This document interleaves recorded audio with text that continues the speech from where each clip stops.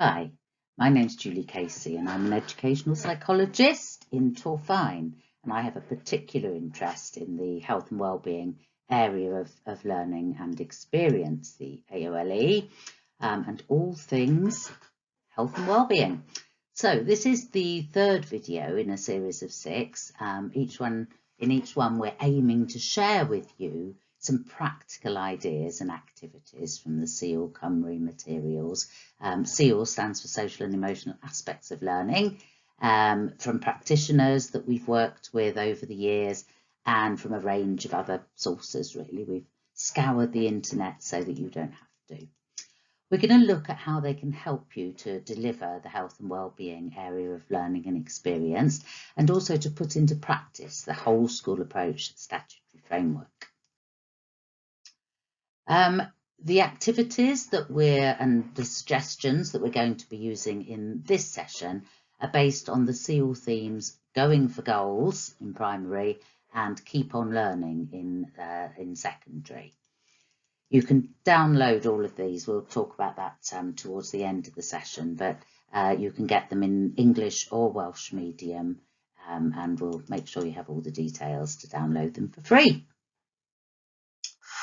So this section looks at how we can achieve success, how we set and achieve goals, and it breaks it down into these 3 areas that you can see here: the mindset, the practical skills we need, and also the qualities and skills that we need to see it through. And each of the sub-skills within these 3 broad areas we'll look at in turn. I think it's probably fair to say that these are the skills that perhaps are closest to the hearts of teachers. We're always searching, aren't we, for ways to improve results and attainment, and these certainly represent one of those areas. But of course, it does go well beyond the classroom and school, in that these are the skills that we need for life to attain our goals in all areas. Now, as always, when we're considering health and wellbeing, social and emotional learning skills, we use an 80-20 model. So we say that 20% of the learning happens through the explicit materials, the explicit activities that we use to kind of teach the skills, if you like, but 80% of the learning happens through that modelling, through that scaffolding, through that reminding children and young people to actually use the skills that they've learned. We're going to be hoping to encourage you to use these skills, remind students of them, not just in lessons, but as they're about to walk off the football field in frustration, perhaps a little reminder of, okay, you know, we've looked at this in class, you know, what can you do right now? What do you need? Take a minute, come back, say this to yourself, bit of self-talk, whatever it is. And they need to know that this learning applies to everybody, you know, to celebrities, to sporting people. They've experienced setbacks, but they've kept going. So one of the ways that we put into practice this 80-20, 20-80 model is through lots of ideas for keeping the learning alive. So it's not just something that you do, you know, on a kind of one-off during the school year, but there's ways that you keep helping students to return to it. And there's lots and lots of ideas that help the knowledge to become heart knowledge rather than just head knowledge, and to become the sort of default position for children and young people. This is what we do. So the focus for this session, this part of this session, is assemblies. We've looked at starters and all sorts of things before, but this one is a focus on assembly. And this here is a lovely video of a Going for Goals assembly from Richmond Park School. And it's a great example of a follow-up assembly where all year groups get to contribute.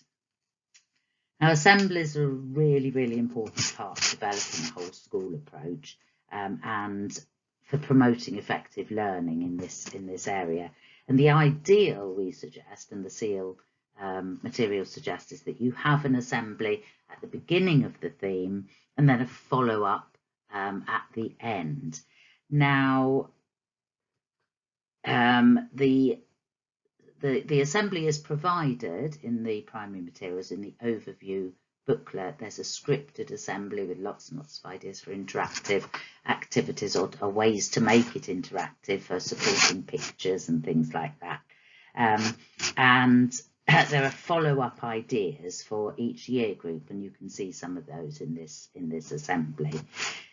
What we found makes assemblies particularly effective is making sure everybody is present for that first initial assembly. And we know how busy teachers are. You know, we know that it is so tempting to take any 20 minutes, 30-minute session when children aren't actively with you, to go and do one of those 101 jobs that have to be done before the end of the day. But we would encourage senior leadership teams to set the expectation that all staff are there, because during the assembly you are effectively outlining the key concepts, the language, the aims, the vocabulary, you know, the content of the theme is outlined at this point. So if lunchtime supervisors and other school staff can be there, that's fantastic. You know, admin staff, caretaking staff, particularly for the follow-up where parents are often invited as well. But the initial one too.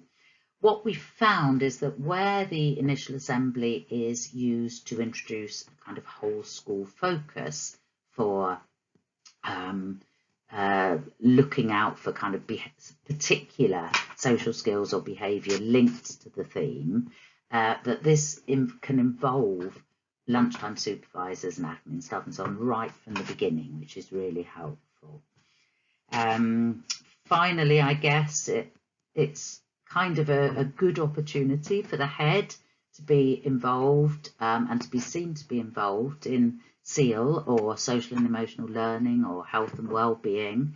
The assembly is scripted, they can pick it up and run with it, and it means that they know, they're aware of the key themes of what behaviours we're looking out for and so on, without having to spend an awful lot of time kind of you know, where they have a lot of other tasks to do. So it's a lovely video if you can have a look at that now.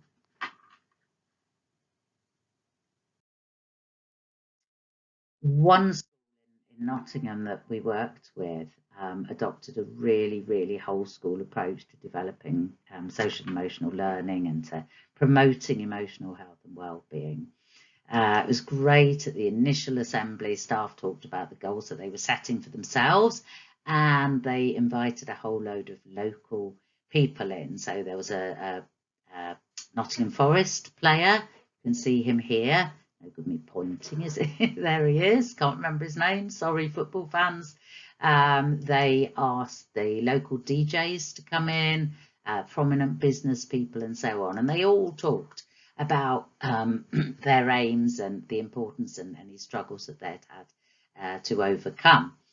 Then the school used these posters, which you can get for free again through the SEL community, to display the skills and the focus skills and behaviour they were looking for.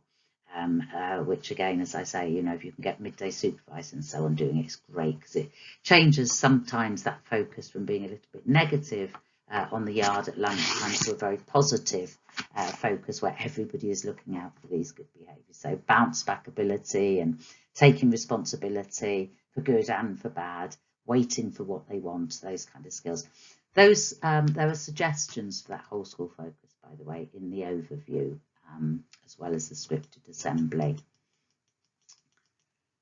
So what did they do? Oh yes, they gave raffle tickets. So when somebody around the school saw students or young people sort of engaging in these behaviours, they would give them a raffle ticket, and then at the end of the sessions, at the end, I think they did it on a Friday in their kind of celebration assembly, they would put all the raffle tickets in a hat and would draw out the winning tickets, if you like, and give out certificates and prizes at that point. So it really kind of involved everybody in the whole school theme and approach.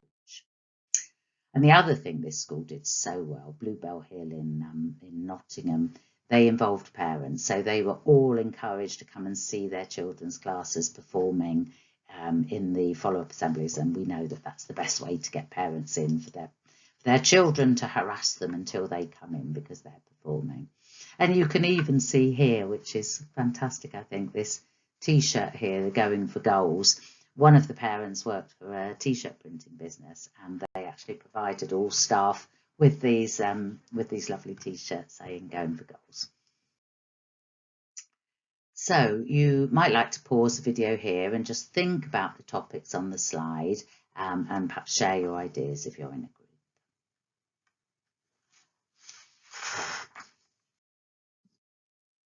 So we'll just have a quick recap on how this topic and the activities link to the Welsh context. So, for example, in the Welsh, the whole school approach to mental health and emotional wellbeing, key themes are efficacy and having your voice heard.